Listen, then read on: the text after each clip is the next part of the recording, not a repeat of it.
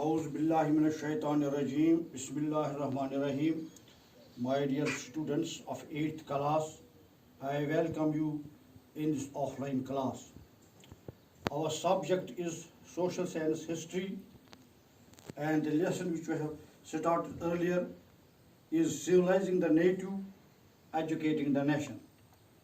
यानी हम किस तरह अपने आप को महजूब बनाएं और किस तरह की तालीम हासिल करें। क्योंकि हमने ये टॉपिक पहले ही शुरू किया और उसको थोड़ा डिस्कस भी किया है। जो आज हमारा क्वेश्चन है वो है, who was William Jones and why did he need to study Indian history, philosophy and law. William Jones कौन था और वो क्यों चाहता था कि हिंदुस्तानियों को हिंदुस्तानी तवारीख, फ़लसफ़ा और कानून से वाकिफ़ किया जाए, उन्हें अपने ही वतन के, अपने ही मुल्क की तवारीख, फ़िलासफ़ी और कानून से वाकिफ़ कराया जाए। यह है आज का क्वेश्चन। पहले हम देखेंगे विलियम जोन्स कौन था। In 1783, William Jones arrived in Calcutta. He had an appointment as a junior judge at the Supreme Court that the company had established. William Jones 1783 में कलकत्ता आया। उसको एक जूनियर जज के तौर पर अपॉइंट किया गया था और उसने 1783 में कलकत्ता सुप्रीम कोर्ट ज्वाइन किया, जिसको कंपनी, ईस्ट इंडिया कंपनी ने कायम किया था। In addition to being an expert in law, he was a linguist. कानूनी माहिर होने के साथ साथ वो माहिर लिसानियात भी था, यानी उसको मुख्तलिफ ज़बानों पर उबूर हासिल था। He had studied Greek and Latin in Oxford. Greek और लैटिन उसने ऑक्सफोर्ड में सीखा था। न्यू फ्रेंच एंड इंग्लिश, वो फ्रांसीसी और इंग्लिश भी जानता था।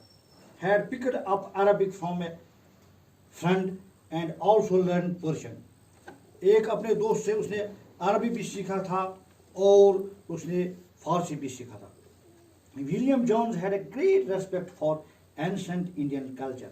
जो ये विलियम जोन्स था, इसको बहुत बड़ा प्यार था, मोहब्बत था, इज्जत थी हिंदुस्तान के पुराने कल्चर से। He felt Indian civilization had attained its glory in ancient past, but now its glory has been declined. उससे महसूस हुआ कि हिंदुस्तान का जो एक कल्चर है, ये पुराने ज़माने में उरूज पर था, लेकिन अब ये ज़वाल पजीर हुआ है। He said, if we want to understand Indians, it is necessary to discover the sacred and legal texts of Indian culture. उसे ये महसूस हुआ कि अगर हम हिंदुस्तानियों को महसूब बनाना चाहते हैं, तालीम देना चाहते हैं, तो हमें हिंदुस्तान के उस कल्चर को जानना ज़रूरी है। Only those can tell the real ideas and laws of Muslims and Hindus. जब हम इनको जानेंगे, जब हम इनके वाक़फ़ियत हासिल करते हैं, तो हमें ये सही रास्ते पर पहुंचाएंगे। Only those can tell the real ideas and laws of Muslims and Hindus. जब हम पुरानी किताबों को दरियाफ्त करेंगे तो हम इस चीज़ से वाक़फ़ियत हो जाएंगे कि हिंदू और मुसलमानों के कानून क्या थे, वो उनके रस्म रवाज क्या थे। Only the study of these texts could help Indians to discover. सिर्फ इन किताबों को दरियाफ्त करने से और इन चीज़ों से वाक़फ़ियत देने से हम हिंदुस्तान के लोगों को जीत सकते हैं। Their own heritage and understand glories of their past, ताकि वो इस बात से वाकिफ़ हो जाएंगे कि उनका माजी कैसा शानदार रहा है, उनकी तहजीब, उनका कल्चर कैसा रहा है।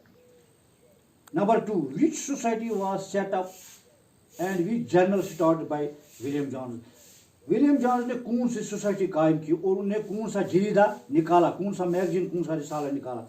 William Jones along with Henry Thomas, उसका दूसरा साथी था हेनरी थॉमस। विलियम जोन्स का दूसरा साथी था Henry Thomas. Set up the Asiatic society, उन्होंने एशियाटिक सोसाइटी कायम की बंगाल में।